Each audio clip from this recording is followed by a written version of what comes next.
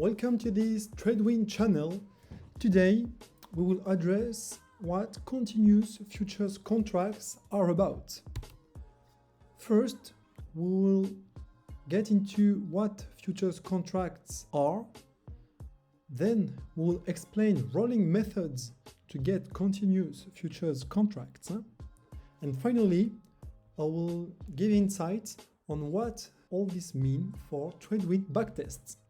First, futures contract overview with the Nasdaq example.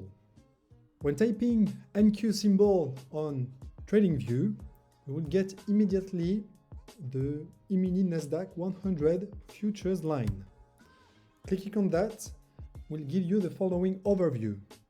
But have you ever tried to understand what all this means? So first we'll start with the continuous contract tab. Clicking on that gives you many symbols for many contracts available for trading the Nasdaq futures. We'll see different columns here, the symbols, the month, and the settlement. I won't get into details on what a settlement or expiration date is for a futures contract. I will let you find that on other video on YouTube. I will only say what TradingView says. The specified date on which a futures contract stops being traded and legal obligations under the contracts are fulfilled is called a settlement or expiration date. That's all. So here we notice a strange behavior for a settlement date, which is infinite symbol.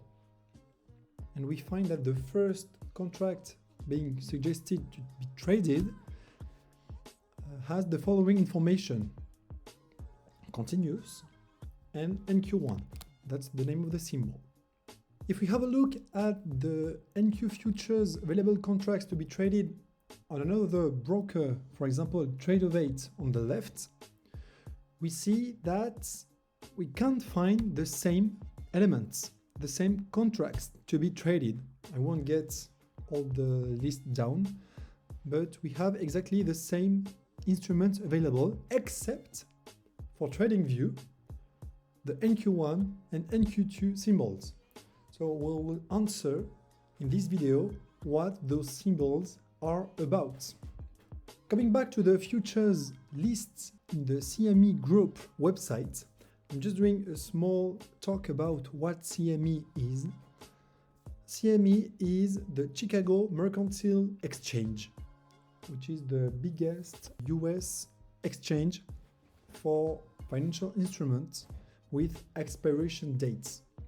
When you trade futures on the US markets, every trade anyone does in the world goes through this centralized exchange called the CME. And this is really important to know as a retail trader. You, as a retail trader, every trade you take goes through the CME, as well as all the banks, all the institutions, all the hedge funds. And that's really important to know. You play fairly the game with any other market participant. And there is no place to hide for banks, institutions, and hedge funds. Every trade they make will be visible to you. And that's really important when trading futures and when trading at all. That's what you would expect. That's a huge difference with trading Forex. When you trade Forex, you, as a retail trader, you may do it via CFDs, via shitty brokers, and this means that this is really different from futures contracts, because most of Forex trades happening out there are agreements between banks, institutions, and are executed over the counter, which means not in the exchanges. Those trades are not visible on exchanges and may affect price. That's why trading futures contracts is a safer way to trade.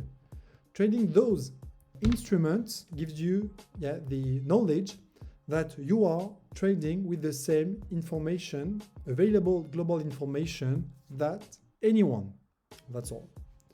So coming back to this table, we have here the list of the Nasdaq 100 futures available in the CME Group website. We find again the different expiration date, December 2023, March and June 2024. Here we get that the futures contracts have different expiration dates.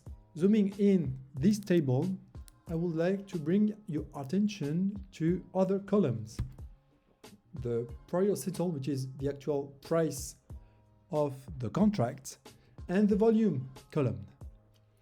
The first thing to notice is that even if the contracts are about the same underlying, which is the Nasdaq, we have here different prices for different contracts. And the volumes also are not the same. As you can see here, the December 2023 contract is much more traded than the other futures contracts with later expiration dates, which makes sense because today, at the date I record this video, late November 2023, the most traded contracts is the next expiring contract, December 2023. So here we got that NQ futures contracts are distinct instruments that have different expiration dates, different prices, and different traded volumes. Okay, but before we just talked about continuous contracts.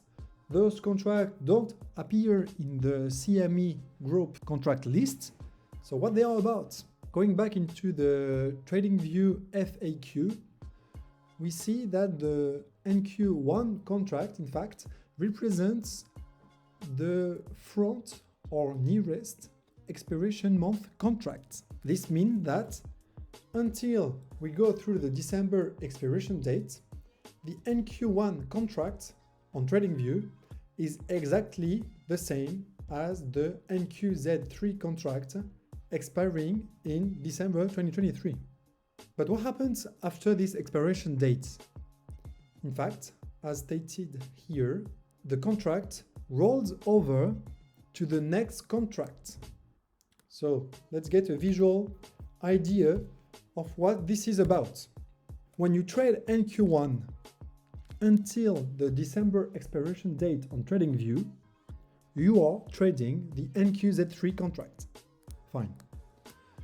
The Monday after the third Friday of the expiration month, the NQ1 contract on TradingView becomes the March 2024 expiring contract until March expiration date. Then it will become the contract with the June expiration date. That's how TradingView rolls its continuous contract. So to make it clear, continuous contract is a notion that doesn't have any practical sense for brokers, for the CME, as we saw, but you can mimic, in fact, a continuous contract making rolls on the trading contracts at specific dates. Here, NQ1 will always be the contract that will next expires until it expires, and then it rolls to the next one. That's what TradingView NQ1 continuous contract is about. Now we understand that, I would like to introduce you another rolling method, which is called volume-based, which is different from the one we just saw on TradingView. Coming back with the TradeOvate contract list, I will study the difference of volume being trading for two expiring contracts. This might not be exactly how it happens. It's a simplified way to get you the idea of what a volume-based rolling method is. Okay, so we understood that NQZ3 contracts today, late November, December, is trading with a huge volume, and the March 2024 contract is not trading at all. That's what we saw in the CME Group website. But the more we are approaching the NQZ3 expiring date on December, in fact, the more we'll see the next expiring contract volume going up. This might not be a straight line as showed here in the graph, but that's the idea. And we get a point at which the volume traded for the March contract will be higher than the one traded for the December contract, even if the December expiration hasn't happened yet. So for a traded volume based rolling method, we call this moment the rolling date, which means that trying to define a continuous futures contract based on trading volume rolling method, this means that this contract will behave as the NQZ3 contract until the next contract gets more traded, which is at this point the rolling date. And then, even if the NQZ3 contract hasn't expired yet, we will immediately switch to the March expiring contract. So this is the behavior of trading volume-based rolling continuous contract. I hope this is clear. And this is exactly how the data TradeWin purchased behaves. TradeWin hasn't got the same continuous futures data than TradingView. It has this volume traded rolling method based continuous futures data. So that makes a difference because, as you understand, from the rolling date to the expiration date, TradingView will be trading the NQZ3 contracts as its continuous NQ1 contract, but TradeWin will be using the NQH4 March expiring contract in this specific example. Okay, so as we saw previously, two contracts for the same underlying but with different expiration dates have different prices. That's why TradeWin data has different prices from the rolling date to the expiration date, which means roughly at the end of each quarter, the last month of each quarter, we have here this rolling method happening based on the volume traded. What does that mean for TradeWin? As I just said, price is different between contracts with expiration date. Here the idea is to compare the continuous data from TradingView and the continuous futures data from TradeWin. But the real question is, does this make charts and price action different? So charts, yes, because price is different, but price action is really the same, but at different prices. This means that if you detect an FVG and market structure shift at 10 a.m. on a specific date on NQ1 symbol on TradingView, the same thing will happen in the TradeWin NQ futures contract at the same moment, but at a different price. This means, and this will be the conclusion of this video, TradeWin Backtest may log trades that have different prices than the one you would have taken on TradingView because of the rolling futures contracts method being different. However, times at which things happen, times at which trading decisions are made are the same with very few exceptions. What makes TradeWin Backtest reliable based on the data they have might not be the same as the one you get through TradingView, but reviewing the logs of the trades based on time gives you all the elements you need and can be trusted.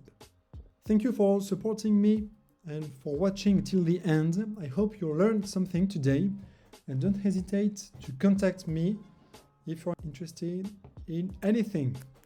Thank you and see you soon. Goodbye.